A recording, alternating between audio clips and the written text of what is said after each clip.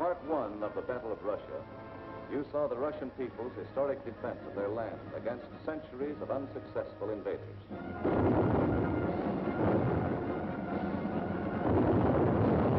You also saw how after 5.5 months of Nazi blitz, the Russians stopped Hitler at the very gates of Moscow, and how, in spite of Hitler's prediction that by December of 1941, the swastika would fly over the Kremlin towers. December had come, but it wasn't the swastika that flew over the Russian capital, and it wasn't the Nazi conquerors who marched through the streets of the ancient city, but fresh reserves of the Red Army on their way to reinforce and relieve the front lines.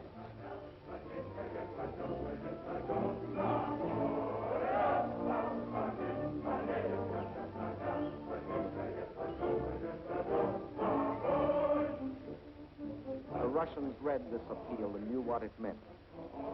They remembered that in their past history, the time always came when they could turn and strike back. The time had come. Their old ally, the Russian winter, had carpeted the Russian land.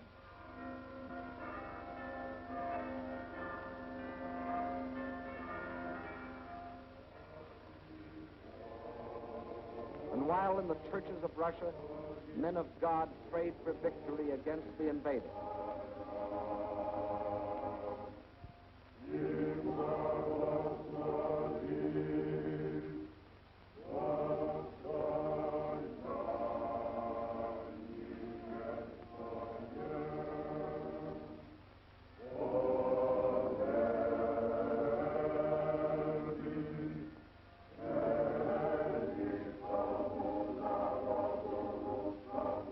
in the front lines, the men of the Red Army listened to the long-awaited order of the day.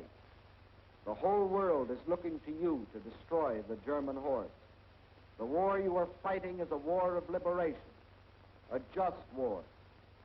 Death to the German invaders. Fighter command ready.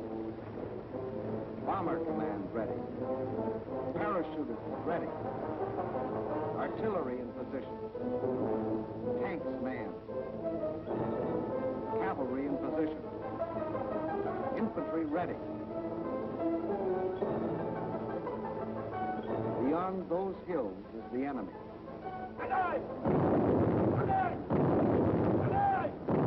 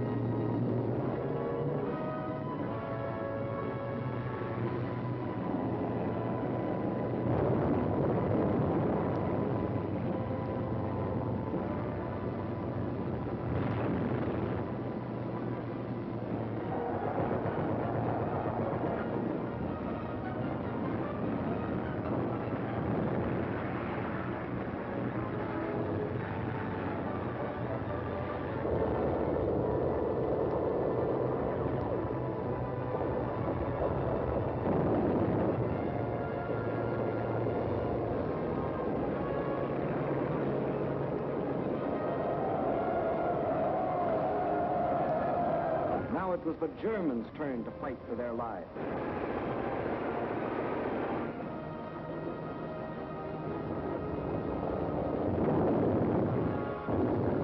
Now, for the first time, it was the German army that retreated.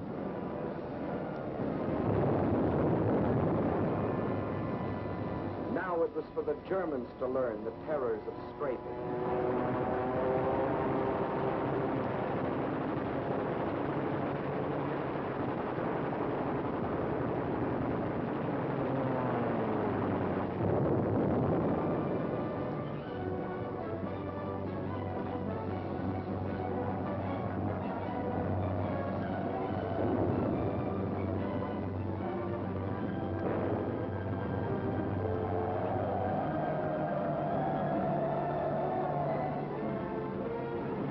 village after village, town after town, on the Red Army swept through the country which for days and weeks had been under the invaders' yoke.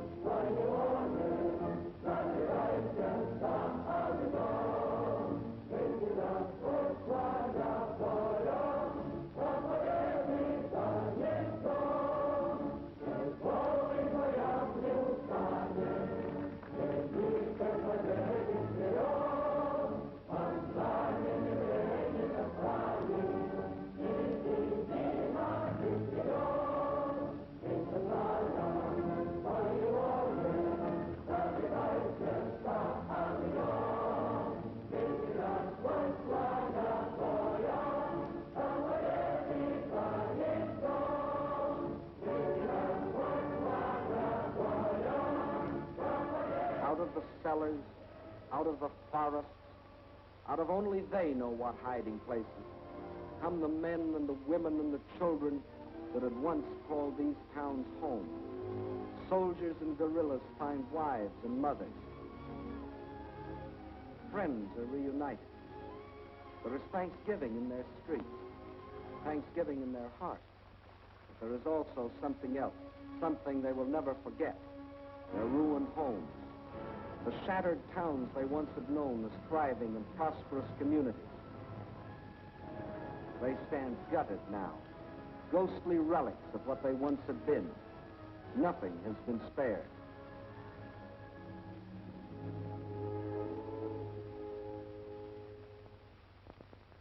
This was a museum, the former home of Peter Tchaikovsky, a man who wrote music for Russia. Music that sought the heart of his own people. And because it found that heart, it found the hearts of people everywhere. This piano concerto.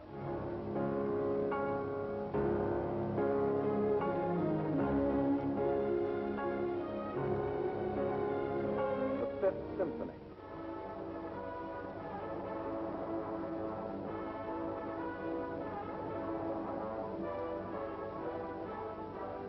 The Sixth Symphony.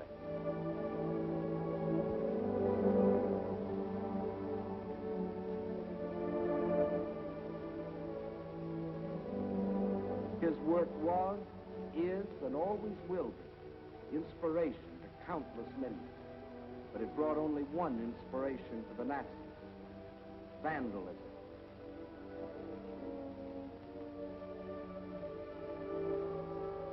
And this is the home of Leo Tolstoy, the author of the immortal novel, War and Peace. His home, too, was a museum, until the Germans came. And this is Tolstoy's grave.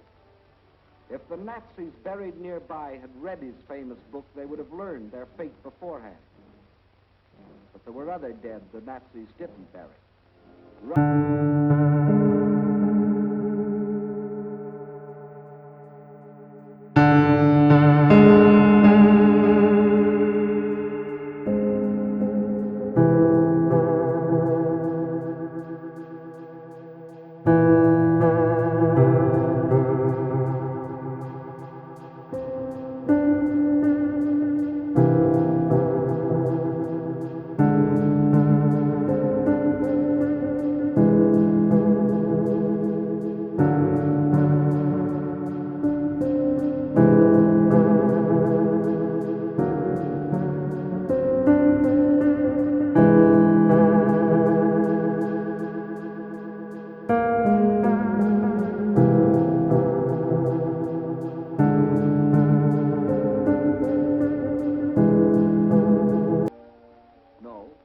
stalls. These are children. Mass murder by orders of the High Command. And there were other children, perhaps more fortunate, perhaps less. Young girls, but not young now. The attentions of the Nazi soldiers aged them very quickly. And whoever resisted the invaders met with this. These are the things the Russians can never forget.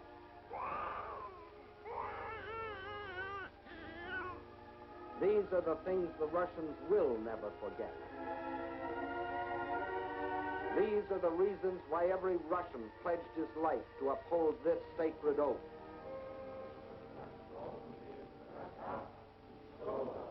За смерть детей и матерей наших. За смерть детей и матерей наших. За пытки и издевательства над моим народом. За пытки и издевательства над моим народом. Я клянусь и клянусь. Я клянусь, что скорее умру в жестоком бою с врагами, чем отдам себя, свою семью и весь народ мой. Царство коварного фашизма. Кровь за кровь. Кровь за кровь. Смерть за смерть. Blood for blood. Death for death.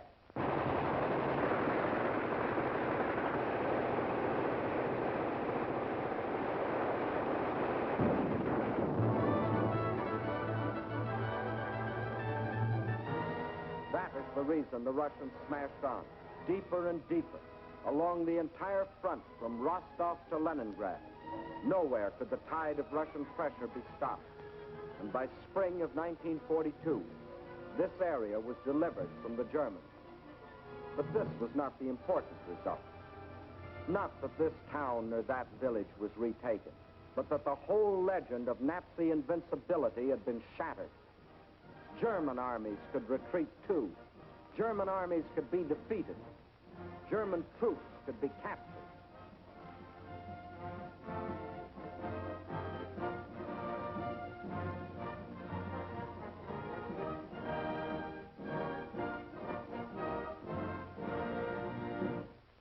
But besides this crushing offensive, there was another factor that shattered the legend of Nazi invincibility. That factor, which will live forever in the history of this war, was written by the people of this city. A city now called Leningrad after the leader of the Russian Revolution, Lenin, and which before that was called Petrograd in honor of its founder, Peter the Great. A city which today, with the exception of Moscow, is the most important center in the Soviet Union because some of Russia's largest industries are centered here, and also because it is Russia's principal port on the Baltic Sea and the base for its Baltic fleet. Here, as throughout the Soviet Union, on June 22nd, word came of the attack. But here, the city was only a few miles from German lines. And while the men of the Red Army and the Baltic Fleet moved out to meet the enemy, behind them another army was formed. An army whose weapons were shovels instead of rifles. An army of men. An army of women. An army of children. Feverishly, they dug the trenches, threw up barricades, built defenses, prepared themselves for the worst. They knew that they too were in the front line. They weren't wrong.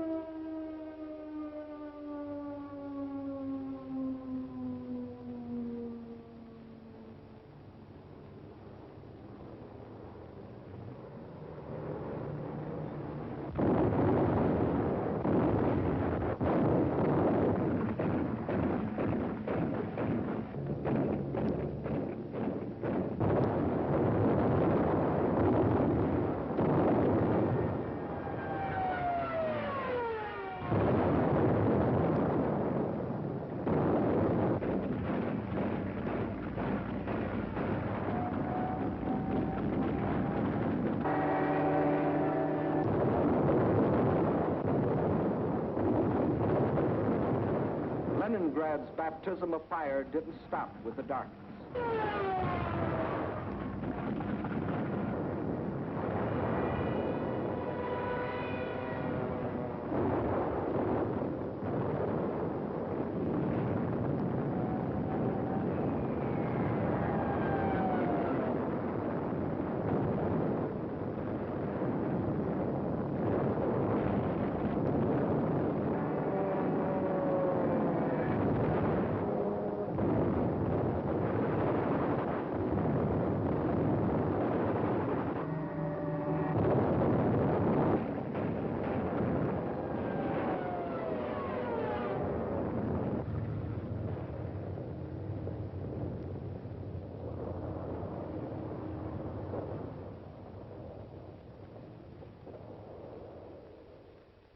Finally, the morning comes, and the people of Leningrad dig themselves out from the ruins.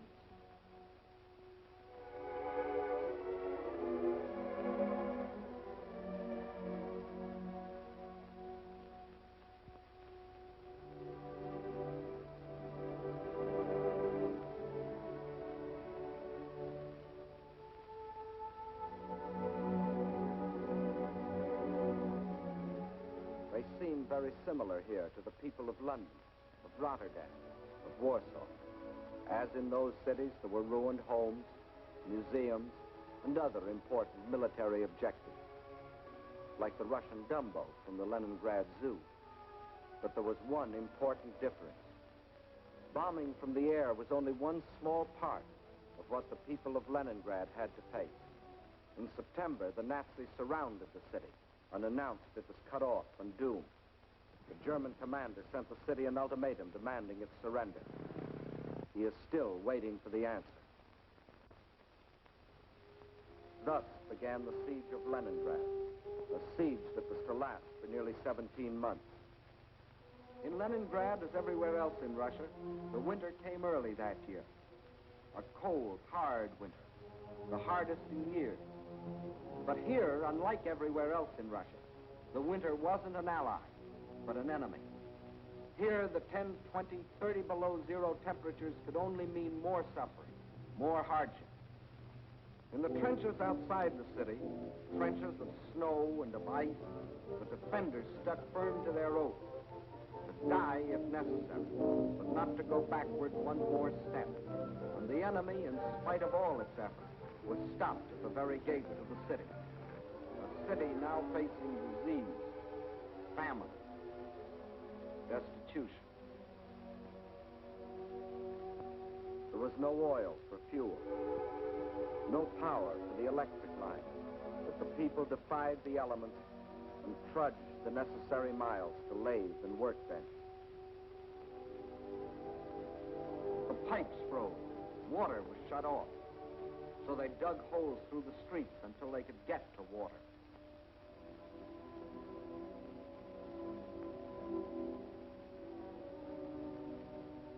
There was no food, and the whole city went on starvation rations. A factory worker got 8 ounces of bread a day. Everyone else, child and adult alike, only 4. And to keep the dread enemy of disease from stalking the streets of their city, an army of women worked with shovels, worked with picks in those streets every day, clearing away the rubble, the refuse, the sources of contamination. Bombs from the air couldn't force the defenders of Leningrad to surrender. Winter couldn't do it. Hunger couldn't do it. So the Germans decided to shell them into surrender. For days, long-range guns hurled ton after ton of high explosives into the heart of the city.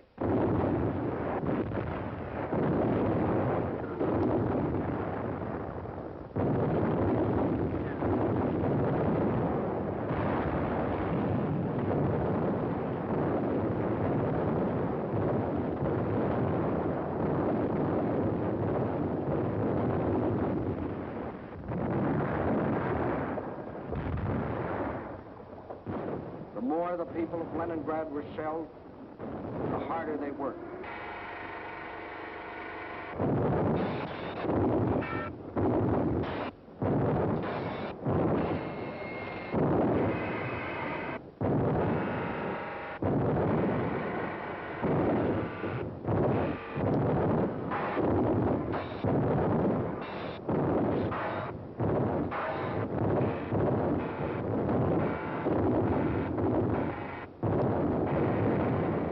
In a rain of high explosives, cut off entirely from the rest of Russia, with only their own hands to depend on, their determination never faltered.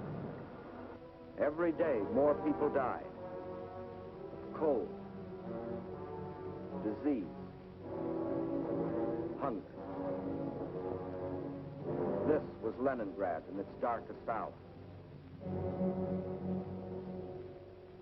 And then a miracle happened.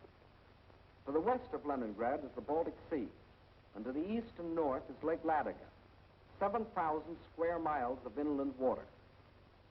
The Finns and the Germans occupied one border of the lake to about this point, and in the south the Germans controlled the lake to here. Between these 2 points was a stretch of lakefront still in Russian hands, but there was nearly 100 miles between this shore and the beleaguered city.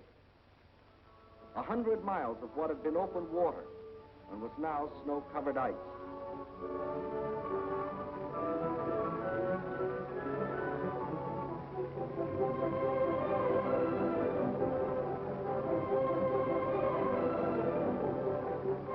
Across this frozen surface now went tractors, sledges, carving a road across the lake.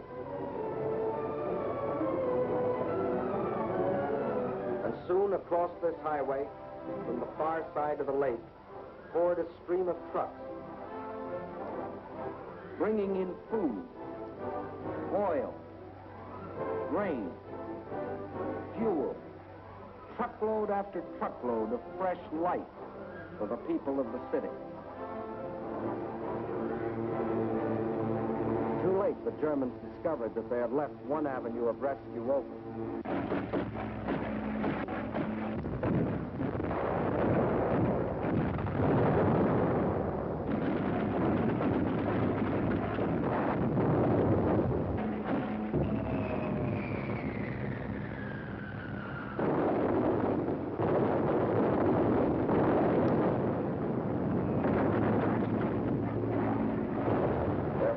Bombed the road, but the trucks kept rolling, by day and by night. And soon more than trucks would reach the city, for the Russians were now laying a track across the ice.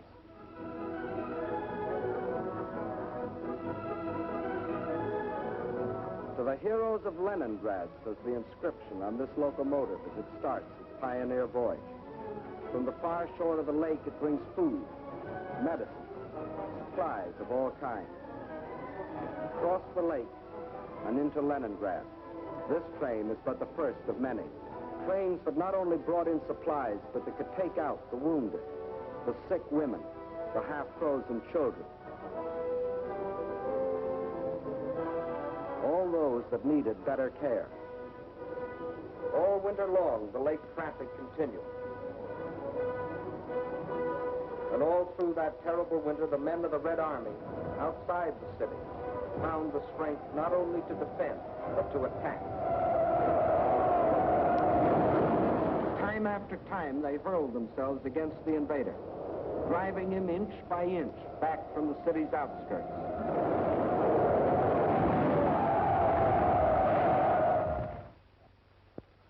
And then spring came. Spring.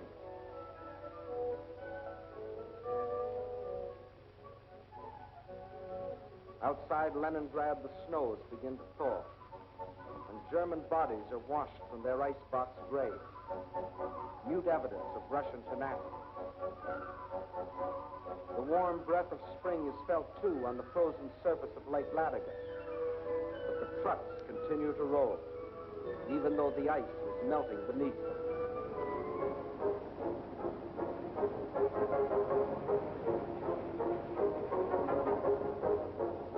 Spring, as it invariably does, comes to the city, too.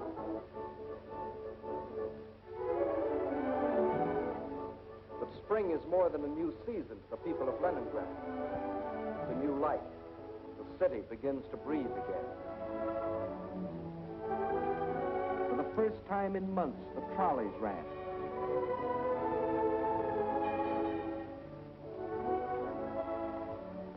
That first day, it seemed that every man and woman and child in the city had to go for a ride.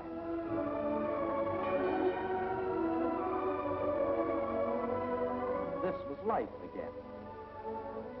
Life for the Leningrad children that weren't killed by Nazi bombs or by the horrible winter. Life for the Russian WACs, the women of the Red Army. And for the Russian waves, the women of the Red Fleet. And for the sailors of the fleet themselves, the artists of the famous ballet theater have come to offer entertainment.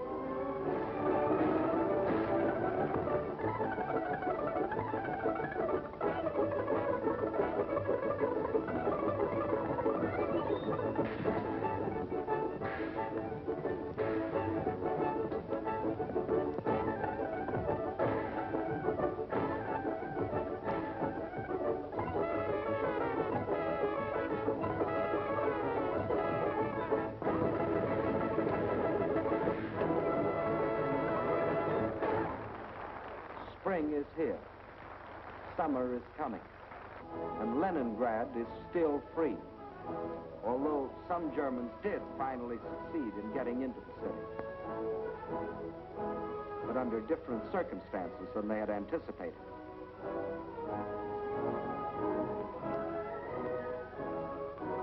Yes, here too the legend of Nazi invincibility was shattered. Against the iron will and courage of a determined people. The citizens of Leningrad have proved that generals may win campaigns, but people win wars.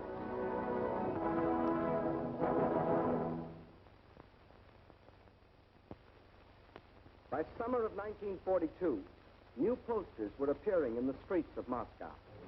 Posters that greeted and welcomed their allies. Allies whose help was already arriving in Russian ports. Allies whose friendliness had sent drugs and food and warm clothing to help sustain them in their darkest hour. But in spite of all this, the staff of the Red Army knew that they still faced the most powerful enemy in history, and that that enemy would attack again. But when this attack came, the whole German strength was to be concentrated on one objective: the Caucasus and oil. The Caucasus Mountains represent one of the toughest military obstacles in the world. Towering peaks rising to heights of as much as 18,000 feet, with only one practical highway traversing them. And Baku, the biggest oil field, is on the other side. To reach Baku, the only feasible military route was along the coast to the Caspian Sea. But the map shows what a dangerously extended supply line this would entail. To make the operation a success for the Germans, the first necessity was control of the northern hub of the rail lines of the area and a new base of operations. That hub was a Volga River port we have come to know well, Stalingrad, named for Russia's present leader. The pride of this generation of Russians, for it was their city, built in their time.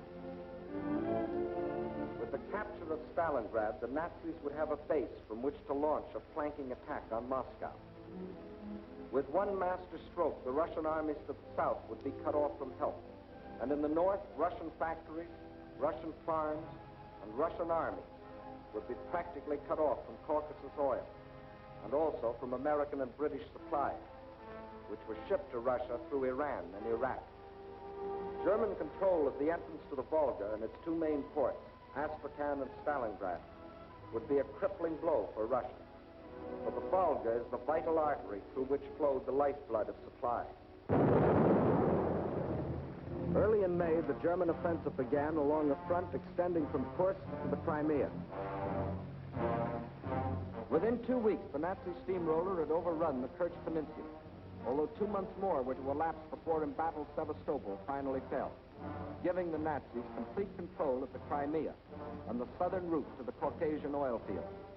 Next, they started to drive further north and drove through to the Don River in the area of Voronezh, then spread south and east until they occupied the whole area from the Don River south to Rostov. This left them in perfect position to strike against Stalingrad. Further and further south, the drive plunged on. And by the end of August, they had captured the oil fields at Maykoff, needless to say, first demolished by the Russians, and reached the northern Caucasus. Yes, the Germans were only a few miles from their goal, the oil fields at Baku. But two barriers still stood between them: Russian mountains and Russian determination. The people of the Caucasus joined with the army to form an unshatterable wall against the full onslaught of the attack.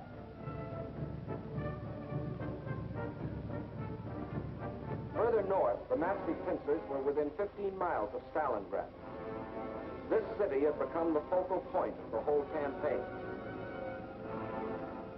Regardless of the cost, Stalingrad must be captured. Those were the German orders. Fire! Fire! German guns, German bombs shattered the city into pieces.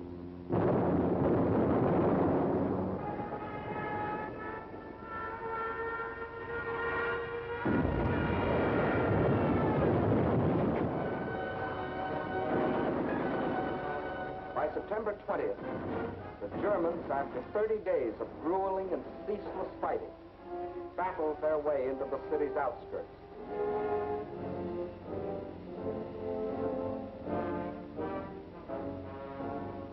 By the end of the month, their drive had carried them through the whole northwest section of the city and into occupation of part of the center, including the railroad station. On the last day of September, Hitler announced that the fall of the city was only a matter of a few days. Once more, the world was afraid a Russian campaign was lost. But once more, the Germans were to stand on the very threshold of victory and still fail. For now, they were to meet a fire of fury such as they had never known.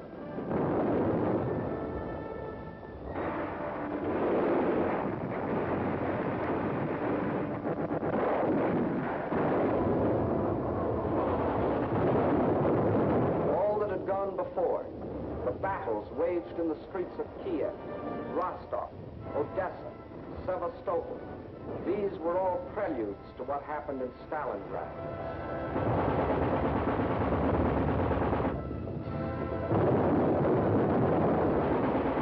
Every inch of the city was a strategic point to be defended as such.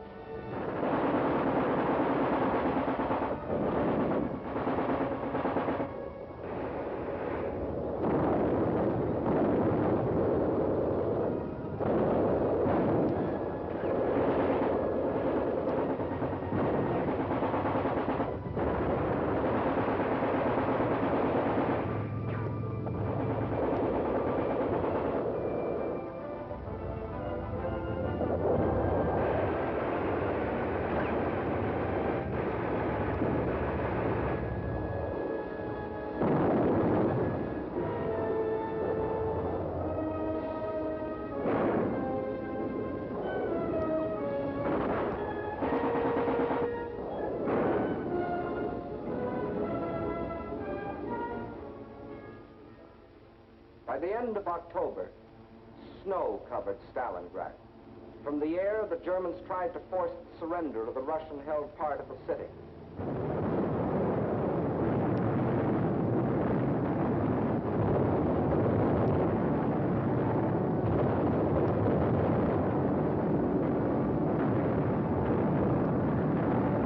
At the same time, the battle of the streets continued.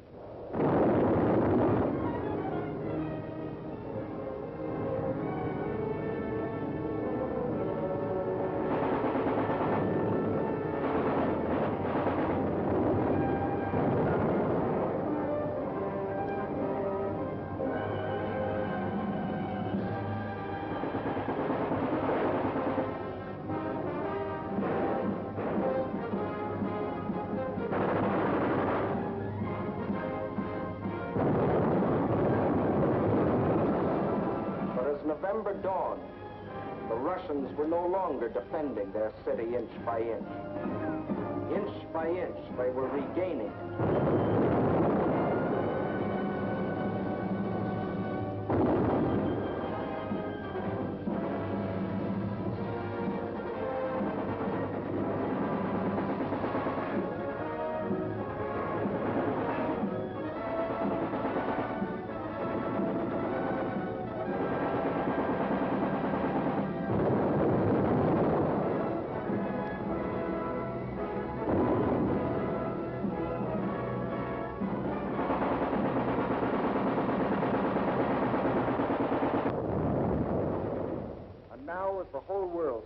admiration of the city of steel, the ticker tape brought us breathtaking news. American and British troops had landed in and occupied North Africa. Further east, the British Eighth Army was driving westward, pursuing the vaunted Africa Corps. And in the northeast, the Red Army had launched its smashing counteroffensive. The Germans were learning the real meaning of the word combined operations. As though a spring had been released, the Russians attacked along the entire front. In the far north, the Germans felt the first impacts. The Russians recaptured Schlüsselburg, breaking the Axis ring around Leningrad. Soon after, another offensive lashed out further south, bypassing the Germans' defense position at Rzhev and plunging down to Veliki Luki. Still another Russian blow fell in the Voronezh area, pushing a threatening spearhead deep into the German lines. In the far south, the Germans were moving away from Grozny instead of toward it, under the force of the Russian attack. At Stalingrad, the Germans were about to meet new opponents.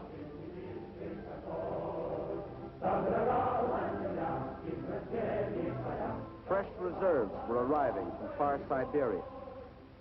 They had been stationed there in case of trouble with the Japanese. Now these troops had been transported to relieve the embattled defenders of Stalingrad.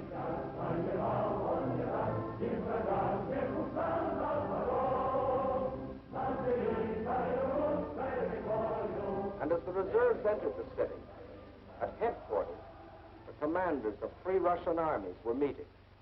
The Germans had fought for Stalingrad as a prize. The Russians were determined to make it a trap. Two simultaneous attacks were launched, one from the north, one from the south. The German armies encircling Stalingrad were now themselves threatened with encirclement. Finally, the two prongs met.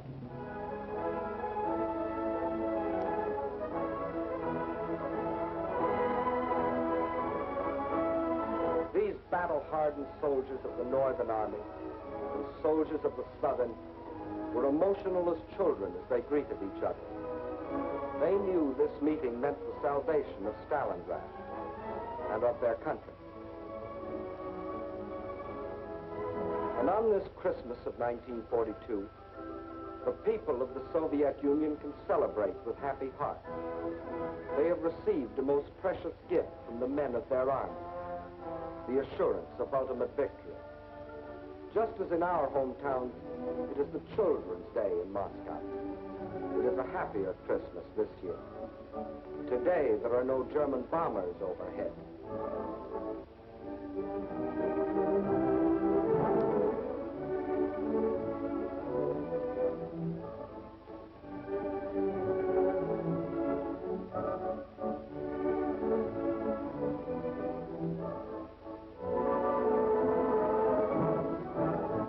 In other years, the Russians, like ourselves, celebrated on New Year's Eve, but not now.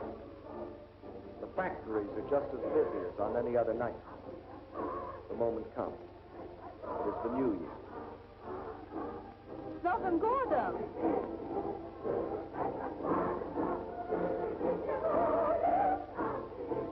And at the front, the greeting is the same, up to a point.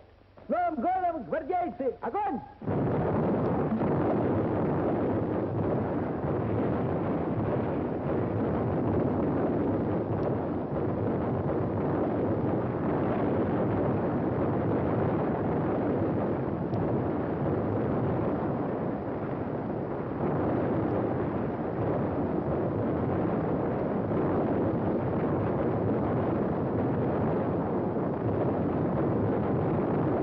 Outside Stalingrad, the icy winter becomes a fiery hell.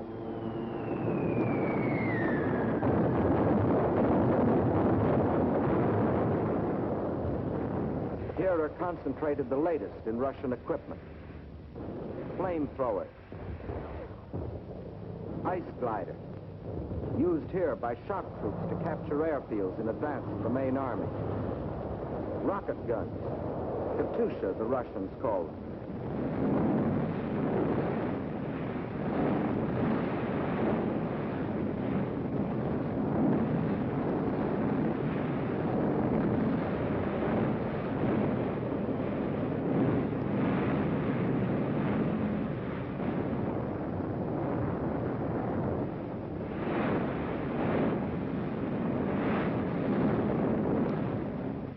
Every last resource of the Red Army was thrown into a crushing offense of ultimate destruction.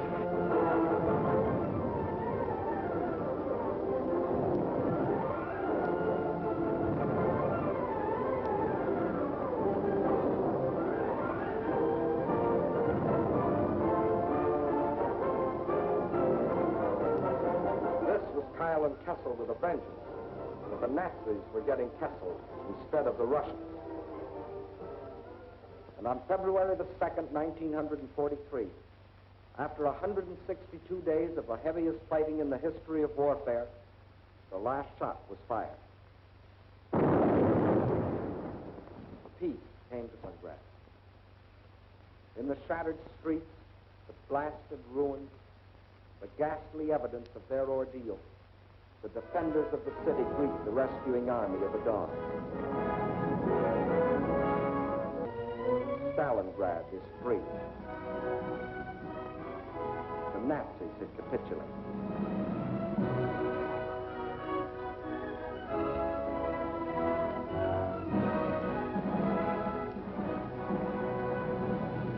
The German generals who had been ordered by Hitler to take Stalingrad regardless of the cost, and who had obediently promised that the city would be his, these generals, 24 of them, who had covered themselves with such glory and such mettle on the fields of Poland and Norway and France, they now had only their past glory to comfort. This is Field Marshal von Paulus, Commander-in-Chief of the German armies at Stalingrad. This is the man who told his soldiers that if they surrendered, he would see to it that their families died in reprisal. When he faced his captors, perhaps his worried expression reflected an anxiety that Hitler might take the same revenge on his family. For he knew that when he surrendered, Hitler lost not only a field marshal, he lost an entire army, 22 divisions, 330,000 men. These are the men who had been promised that as conquerors they would winter in Stalingrad.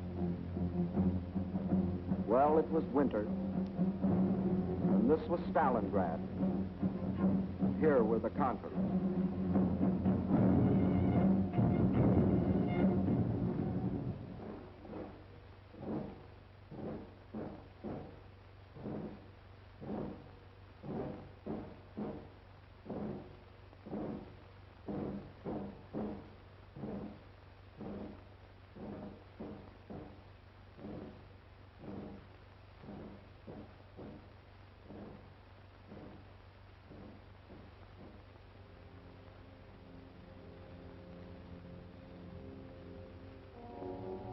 And when another spring broke over the Russian countryside, the results of the winter were clear. The invader had been driven back far beyond the lines he had occupied a year earlier. 185,000 square miles of Russian land had been freed. And in this winter campaign of 1942, the Axis powers had lost 5,090 planes, 9,190 tanks, 20,360 guns, 30,705 machine guns, more than 500,000 rifles, 17 million shells, 128 million cartridges, vast stores of other materials, and 1,193,525 men, of whom 800,000 were dead. That is the story to date of the German attempt to conquer Russia. In 1941, they tried for Moscow and failed. In 1942, they tried for the Caucasus and failed. In 1943, and for as many more years as necessary, they will not only be resisted wherever their failing power strikes, but they will be attacked, attacked, and attacked by these united people of these united nations.